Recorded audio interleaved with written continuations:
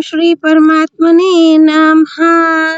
नारायणं नमस्कृत्य नरं चैव नरोत्तमं देवीं सरस्वतीं व्यासं ततो जयमुदीरयेत्। श्रीमद् भगवत गीता साधक संजीवनी 8वां अध्याय भगवत प्राप्ति। श्लोक 8 से 16। सगुण निराकार, निर्गुण निराकार और सगुण साकार की उपासना का फल सहित वर्णन। श्लोक 7 में कही हुई अभ्यास जन्य स्मृति का अब आगे के श्लोक में वर्णन करते हैं। श्लोक 8। अभ्यासा योगा युक्तेना चेतसा नान्यगामिना परमं पुरुषं दिव्यं याति पार्थानुचिंत्यन्। हे पृथानंदन, अभ्यास योग से युक्त और अन्य का चिंतन न करने वाले चित्त से परम दिव्य पुरुष का चिंतन करता हुआ शरीर छोड़ने वाला मनुष्य उसी को प्राप्त हो जाता है। व्याख्या। संसार से मन हटाकर परमात्मा में बार बार मन लगाने का नाम अभ्यास है और समता का नाम योग है। अभ्यास में मन लगने से प्रसन्नता होती है और मन ना लगने से खिन्नता होती है। यह अभ्यास तो है पर अभ्यास योग नहीं है। अभ्यास योग तभी होगा जब प्रसन्नता और खिन्नता दोनों ही ना हो। अगर चित्त में प्रसन्नता और खिन्नता हो भी जाए तो भी उनको महत्व ना दे, केवल अपने लक्ष्य को ही महत्व दे। अपने लक्ष्य पर दृढ़ रहना भी योग है। ऐसे योग से युक्त चित्त हो। अब भगवान ध्यान करने के लिए अत्यंत उपयोगी सगुण निराकार परमात्मा के स्वरूप का वर्णन करते हैं। श्लोक 9। कविं पुराणम अनुशासितारम अनुरण्यसम अनुसमृद्यः सर्वस्य धातारम अचिन्त्य रूपम आदित्यवर्णम तमसः परस्तात्। जो सर्वज्ञ, अनादि, सब पर शासन करने वाला, सूक्ष्म से अत्यंत सूक्ष्म, सबका धारण पोषण करने वाला, अज्ञान से अत्यंत परे, सूर्य की तरह प्रकाश स्वरूप अर्थात ज्ञान स्वरूप, ऐसे अचिंत्य स्वरूप का चिंतन करता है। व्याख्या। संपूर्ण प्राणियों को और उनके संपूर्ण शुभाशुभ कर्मों को जानने वाले होने से उन परमात्मा का नाम कवि अर्थात सर्वज्ञ है। वे परमात्मा सबके आदि होने से पुराण कहे जाते हैं। हम देखते हैं तो नेत्रों से देखते हैं। नेत्रों के ऊपर मन शासन करता है, मन के ऊपर बुद्धि और बुद्धि के ऊपर अहम शासन करता है तथा अहम के ऊपर भी जो शासन करता है, जो सबका आश्रय, प्रकाशक और प्रेरक है, वह परमात्मा अनुशासिता है। दूसरा भाव यह है कि जीवन का कर्म करने का जैसा जैसा स्वभाव बना है उसके अनुसार ही परमात्मा वेद, शास्त्र, गुरु, संत आदि के द्वारा कर्तव्य कर्म करने की आज्ञा देते हैं और मनुष्यों के पुराने पाप पुण्य रूप कर्मों के अनुसार अनुकूल प्रतिकूल परिस्थिति भेजकर उन मनुष्यों को शुद्ध निर्मल बनाते हैं। इस प्रकार मनुष्यों के लिए कर्तव्य अकर्तव्य का विधान करने वाले और मनुष्यों के पाप पुण्य रूप पुराने कर्मों का फल देकर नाश करने वाले होने से परमात्मा अनुशासिता है। परमात्मा परमाणु से भी अत्यंत सूक्ष्म है। तात्पर्य है कि परमात्मा मन बुद्धि के विषय नहीं है। मन बुद्धि आदि उनको पकड़ नहीं पाते। मन बुद्धि तो प्रकृति का कार्य होने से प्रकृति को भी पकड़ नहीं पाते। फिर परमात्मा तो उस प्रकृति से भी अत्यंत परे है। अतः वे परमात्मा सूक्ष्म से भी अत्यंत सूक्ष्म है, अर्थात सूक्ष्मता की अंतिम सीमा है। परमात्मा अनंत कोटि ब्रह्मांडों को धारण करने वाले हैं, उनका पोषण करने वाले हैं। उन सभी को परमात्मा से ही सत्ता स्फूर्ति मिलती है। अतः वे परमात्मा सबका धारण पोषण करने वाले कहे जाते हैं। परमात्मा अज्ञान से अत्यंत परे है, अज्ञान से सर्वथा रहित है। उनमें लेश मात्र भी अज्ञान नहीं है, प्रत्युत वे अज्ञान के भी प्रकाशक है। उन परमात्मा का वर्ण सूर्य के समान है, अर्थात वे सूर्य के समान सबको मन बुद्धि आदि को प्रकाशित करने वाले हैं। उन्हीं से सबको प्रकाश मिलता है। उन परमात्मा का स्वरूप अचिंत्य है, अर्थात वे मन बुद्धि आदि के चिंतन का विषय नहीं है। यहाँ शंका होती है कि जो अचिंत्य है उसका स्मरण कैसे करें।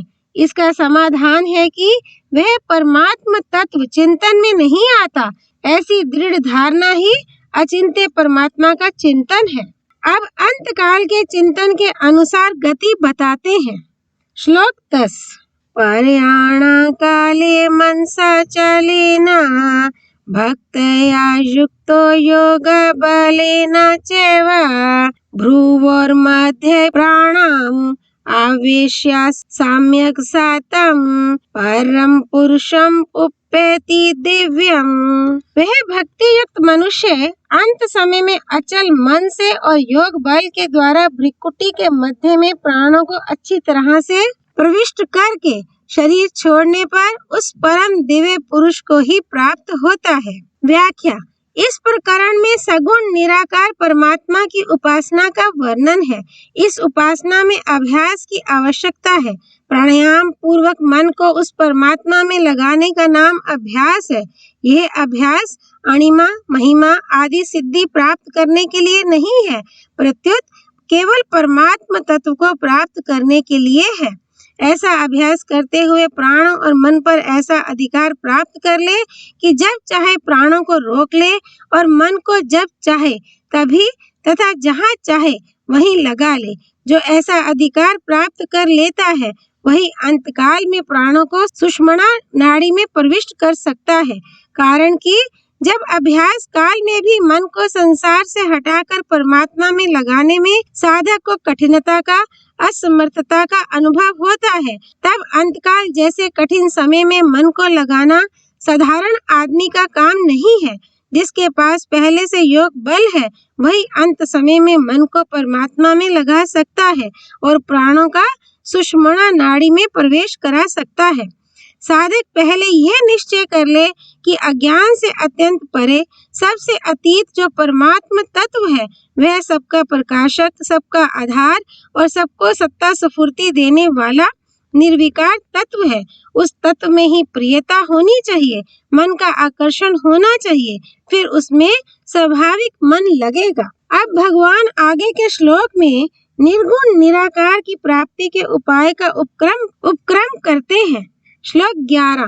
यद अक्षरम वेद वेदो वदन्ति वेशन्ति यद यत्तयो वित्तरागः यद इच्छन्तो ब्रह्मचर्यं चरन्ति तत् ते पदम संग्रहेणा प्रवक्ष्ये। वेद वेता लोग जिसको अक्षर कहते हैं, वीतराग यति जिसको प्राप्त करते हैं और साधक जिसकी प्राप्ति की इच्छा करते हुए ब्रह्मचर्य का पालन करते हैं, वह पद मैं तेरे लिए संक्षेप से कहूँगा।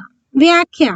वेदों को जानने वाले पुरुष जिसको अक्षर निर्गुण निराकार कहते हैं, जिसका कभी नाश नहीं होता, जो सदा सर्वदा एक रूप एक रस रहता है, उसी निर्गुण निराकार तत्व का यहाँ अक्षर नाम से वर्णन हुआ है।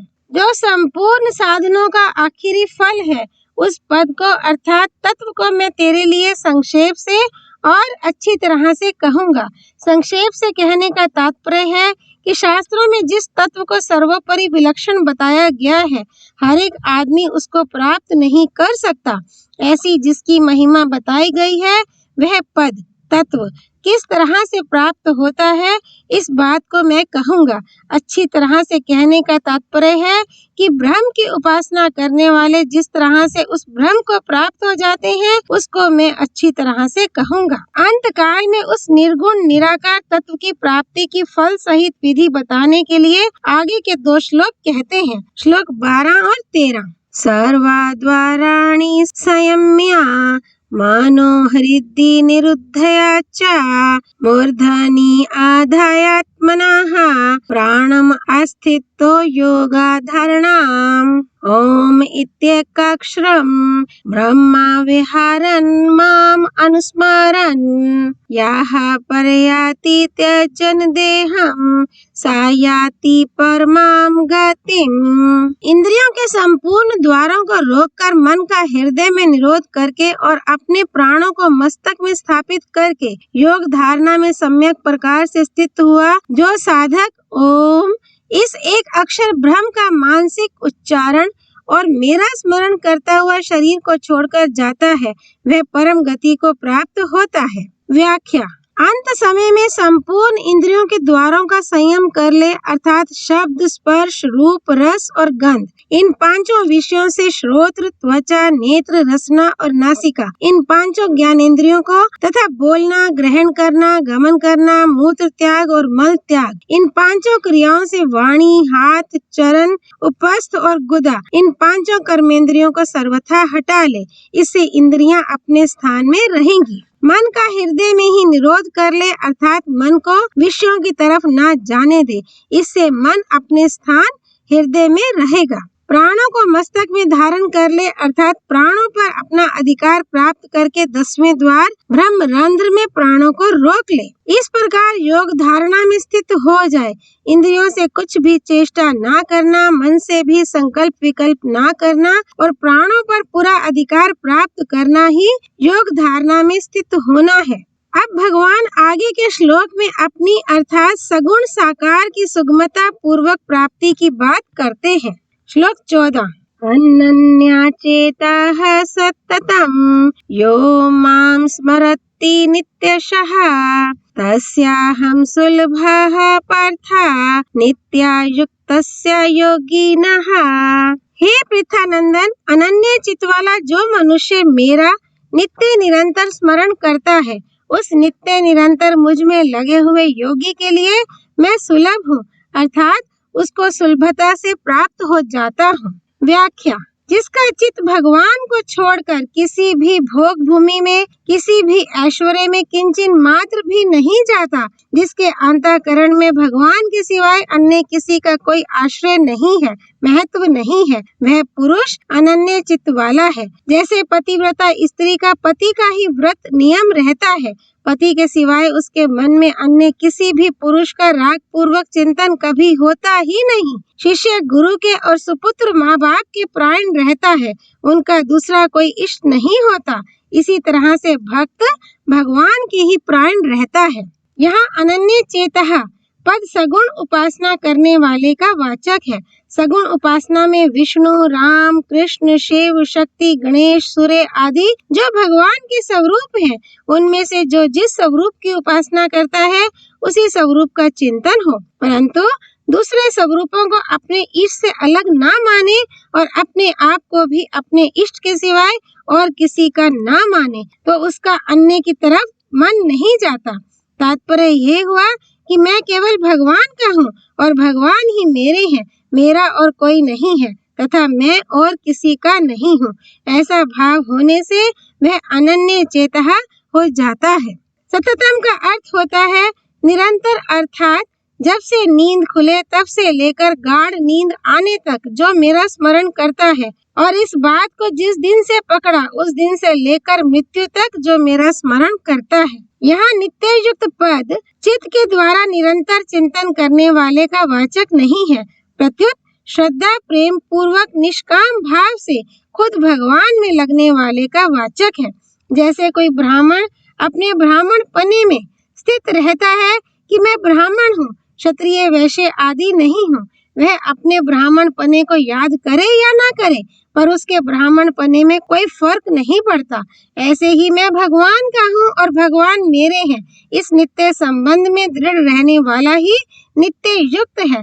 ऐसे नित्य युक्त योगी को भगवान सुगमता से मिल जाते हैं। भगवान के साथ अपनी भिन्नता तथा संसार के साथ अपनी एकता कभी हुई नहीं, होगी नहीं और हो सकती भी नहीं। इस रीति से मनुष्य की भगवान के साथ स्वतः स्वाभाविक अभिन्नता है और संसार के साथ स्वतः स्वाभाविक भिन्नता है, परंतु भूल के कारण मनुष्य अपने को भगवान से और भगवान को अपने से अलग मान लेता है तथा अपने को शरीर का तथा शरीर को अपना मान लेता है। इस विपरीत धारणा के कारण ही ये मनुष्य जन्म मरण के चक्र में फंसा रहता है। जब यह विपरीत धारणा सर्वथा मिट जाती है तब भगवान स्वतः सुलभ हो जाते हैं। परिशिष्ट भाव, वास्तव में जो नित्य प्राप्त है उसमें सुलभता दुर्लभता कहना बनता ही नहीं, परंतु लोगों ने उसको दुर्लभ कठिन मान रखा है। इस वृत्ति को हटाने के लिए भगवान ने अपने को सुलभ बताया है। जिसकी खुद की सत्ता है ही नहीं, उस असत शरीर संसार को सत्ता और महत्ता देने से तथा उसके साथ संबंध जोड़ने से ही नित्य प्राप्त परमात्मा दुर्लभ हो रहे हैं। असत को सत्ता और महत्ता ना दे तो परमात्मा की प्राप्ति स्वतः सिद्ध है। अब 2 श्लोकों में भगवान अपनी प्राप्ति का महात्म्य बताते हैं। श्लोक 15, माम उपेत्य पुनर्जन्म दुःखालयम् अशाश्वतम् नाप्नुवन्ति महात्मानः संसिद्धिं परमां गतः। महात्मा लोग मुझे प्राप्त करके दुखालय अर्थात दुखों के घर और अशाश्वत अर्थात निरंतर बदलने वाले पुनर्जन्म को प्राप्त नहीं होते, क्योंकि वे परम सिद्धि को प्राप्त हो गए हैं, अर्थात उनको परम प्रेम की प्राप्ति हो गई है। व्याख्या, मरने के बाद यह प्राणी अपने कर्मों के अनुसार जिस योनि में जन्म लेता है, वहाँ जन्म काल में जेल से बाहर आते समय उसको वैसा कष्ट होता है जैसा कष्ट मनुष्य को शरीर की चमड़ी उतारते समय होता है, परंतु उस समय वह अपना कष्ट दुख किसी को बता नहीं सकता, क्योंकि वह उस अवस्था में महान असमर्थ होता है। जन्म के बाद बालक सर्वथा परतंत्र होता है। कोई भी कष्ट होने पर वह रोता रहता है पर बता नहीं सकता। थोड़ा बड़ा होने पर उसको खाने पीने की चीजें, खिलौने आदि की इच्छा होती है और उनकी पूर्ति ना होने पर बड़ा दुख होता है। पढ़ाई के समय शासन में रहना पड़ता है, रातों जागकर अभ्यास करना पड़ता है तो कष्ट होता है। विद्या भूल जाती है तथा पूछने पर उत्तर नहीं आता तो दुख होता है। आपस में ईर्ष्या, द्वेष, डाह, अभिमान आदि के कारण हृदय में जलन होती है। परीक्षा में फेल हो जाए तो मूर्खता के कारण उसका इतना दुख होता है कि कई आत्महत्या तक कर लेते हैं। जवान होने पर अपनी इच्छा के अनुसार विवाह आदि ना होने से दुख होता है। विवाह हो जाता है तो पत्नी अथवा पति अनुकूल ना मिलने से दुख होता है। बाल बच्चे हो जाते हैं तो उनका पालन पोषण करने में कष्ट होता है। लड़कियां बड़ी हो जाती हैं तो उनका जल्दी विवाह ना होने पर माँ बाप की नींद उड़ जाती है। खाना पीना अच्छा नहीं लगता, हरदम बेचैनी रहती है। वृद्धावस्था आने पर शरीर में असमर्थता आ जाती है। अनेक प्रकार के रोगों का आक्रमण होने लगता है। सुख से उठना बैठना, चलना फिरना, खाना पीना आदि भी कठिन हो जाता है। घर वालों के द्वारा तिरस्कार होने लगता है। उनके अपशब्द सुनने पड़ते हैं। रात में खांसी आती है, नींद नहीं आती। मरने के समय भी बड़े भयंकर कष्ट होते हैं। ऐसे दुख कहाँ तक कहें, उनका कोई अंत नहीं। मनुष्य जैसा ही कष्ट पशु पक्षी आदि को भी होता है। उनको शीत घाम, वर्षा हवा आदि से कष्ट होता है। बहुत से जंगली जानवर उनके छोटे छोटे बच्चों को खा जाते हैं तो उनको बड़ा दुख होता है। इस प्रकार सभी योनियों में अनेक तरह के दुख होते हैं। ऐसे ही नरकों में और 84 लाख योनियों में दुख भोगने पड़ते हैं। इसलिए पुनर्जन्म को दुखालय कहा गया है। पुनर्जन्म को अशाश्वत कहने का तात्पर्य है कि कोई भी पुनर्जन्म शरीर निरंतर नहीं रहता, उसमें हरदम परिवर्तन होता रहता है। कहीं किसी भी योनि में स्थायी रहना नहीं होता। थोड़ा सुख मिल भी जाता है तो वह भी चला जाता है और शरीर का भी अंत हो जाता है। महात्माओं का पुनर्जन्म को प्राप्त न होने का कारण ये है कि वे परम सिद्धि को अर्थात परम प्रेम को प्राप्त हो गए हैं। जैसे लोभी व्यक्ति को जितना धन मिलता है उतना ही उसको थोड़ा मालूम देता है और उसकी धन की भूख उत्तरोत्तर बढ़ती रहती है। ऐसे ही अपने अंशी भगवान को पहचान लेने पर भक्त में प्रेम की भूख बढ़ती रहती है। उसको प्रतिक्षण वर्धमान असीम अगाध अनंत प्रेम की प्राप्ति हो जाती है। यह प्रेम भक्ति की अंतिम सिद्धि है। इसके समान दूसरी कोई सिद्धि है ही नहीं। श्लोक 16 आ ब्रह्मा भुवनाल लोकः पुनर्आवृत्तिनो अर्जुना माम उपेत्य तु कौन्त्य पुनर्जन्म न विद्यते। हे अर्जुन, ब्रह्म लोक तक सभी लोग पुनरावृत्ति वाले हैं, अर्थात वहां जाने पर पुनः लौटकर संसार में आना पड़ता है। परंतु हे कौन्तेय, मुझे प्राप्त होने पर पुनर्जन्म नहीं होता। व्याख्या: जितनी भी भोग भूमियां हैं उन सब में ब्रह्मलोक को श्रेष्ठ बताया गया है। मात्र पृथ्वी मंडल का राजा हो और उसका धन धान्य से संपन्न राज्य हो, स्त्री पुरुष परिवार आदि सभी उसके अनुकूल हो, उसकी युवावस्था हो तथा शरीर निरोग हो, ये मृत्यु लोक का पूर्ण सुख माना गया है।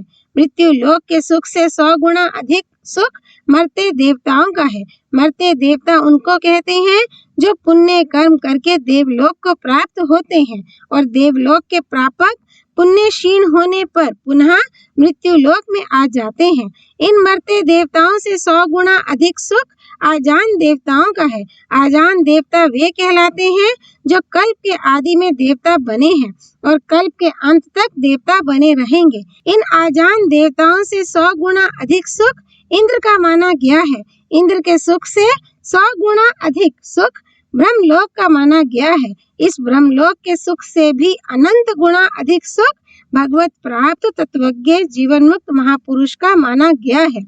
तात्पर्य यह है कि पृथ्वी मंडल से लेकर ब्रह्मलोक तक का सुख सीमित, परिवर्तनशील और विनाशी है, परंतु भगवत प्राप्ति का सुख अनंत है, अपार है, अगाध है। ये सुख कभी नष्ट नहीं होता।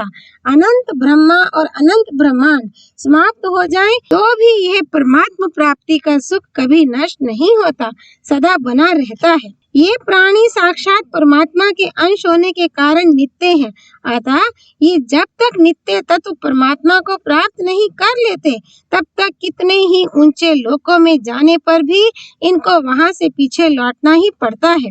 अतः ब्रह्मलोक आदि ऊंचे लोकों में जाने वाले भी पुनर्जन्म को प्राप्त होते हैं।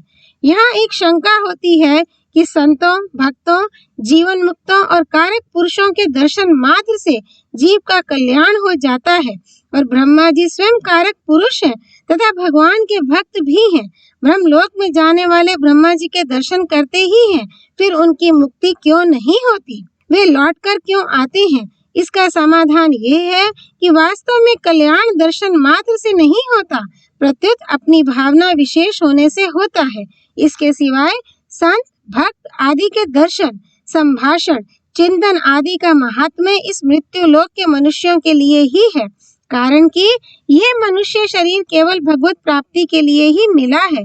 अतः मनुष्य को भगवत प्राप्ति का कोई भी और किंचन मात्र भी मुक्ति का उपाय मिल जाता है तो अपनी भावना के अनुसार वह मुक्त हो सकता है। ऐसा मुक्ति का अधिकार अन्य लोकों में नहीं है, इसलिए वे मुक्त नहीं होते। हाँ, उन लोकों में रहने वालों में किसी की मुक्त होने के लिए तीव्र लालसा हो जाती है तो वह भी मुक्त हो जाता है। ऐसे ही पशु पक्षियों में भी भक्त हुए हैं, पर ये दोनों ही अपवाद रूप से हैं, अधिकारी रूप से नहीं।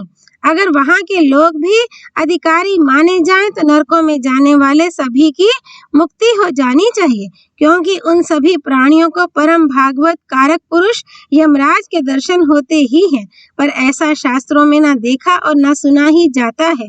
इससे सिद्ध होता है कि उन लोकों में रहने वाले प्राणियों का भक्त आदि के दर्शन से कल्याण नहीं होता। विशेष बात, ये जीव साक्षात परमात्मा का अंश है और जहाँ जाने के बाद फिर लौटकर नहीं आना पड़ता, वह परमात्मा का धाम है। जैसे कोई अपने घर पर जाता है, ऐसे ही परमात्मा का अंश होने से इस जीव को वहीं परम धाम में जाना चाहिए।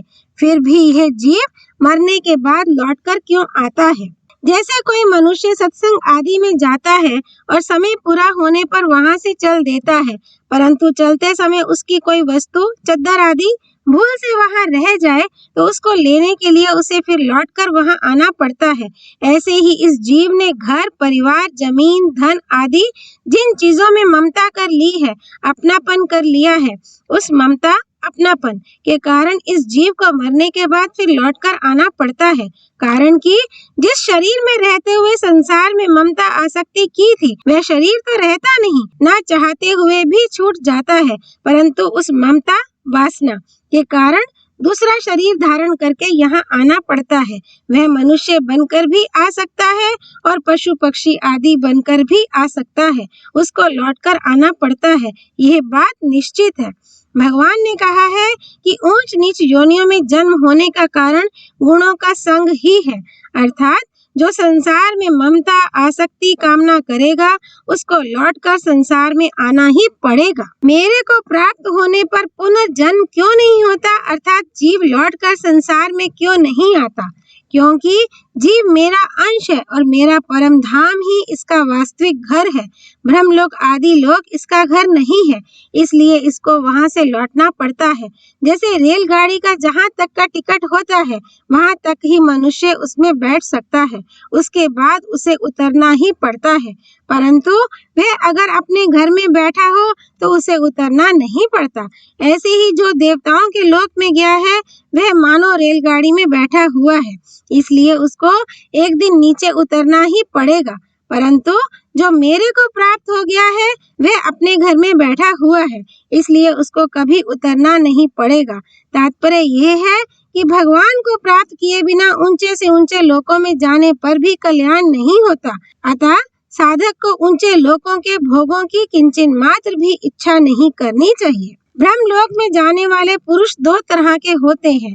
एक तो जो ब्रह्मलोक के सुख का उद्देश्य रखकर यहाँ बड़े बड़े पुण्य कर्म करते हैं तथा उसके फल स्वरूप ब्रह्मलोक का सुख भोगने के लिए ब्रह्मलोक में जाते हैं, और दूसरे जो परमात्मा प्राप्ति के लिए ही तत्परता पूर्वक साधन में लगे हुए हैं, परंतु प्राणों के रहते रहते परमात्मा प्राप्ति हुई नहीं और अंत काल में भी किसी कारण विशेष से साधन से विचलित हो गए तो वे ब्रह्मलोक में जाते हैं और वहां रहकर महाप्रलय में ब्रह्मा जी के साथ ही मुक्त हो जाते हैं। इन साधकों का ब्रह्मलोक के सुख भोग का उद्देश्य नहीं होता, किंतु अंत काल में साधन से विमुख होने से तथा अंतःकरण में सुख भोग की किंचित मात्र इच्छा रहने से ही उनको ब्रह्मलोक में जाना पड़ता है। इस प्रकार ब्रह्मलोक का सुख भोग कर ब्रह्मा जी के साथ मुक्त होने को क्रम मुक्ति कहते हैं। परंतु जिन साधकों को यही बोध हो जाता है वे यहाँ ही मुक्त हो जाते हैं, इसको सद्यो मुक्ति कहते हैं। ओम तत्सत। धर्म की जय हो, अधर्म का नाश हो, प्राणियों में सद्भावना हो, विश्व का कल्याण हो। पार्थसारथी भगवान श्री कृष्ण की जय। भगवत वाणी श्रीमद् भगवत गीता की जय। श्री हरि अर्पणमस्तु।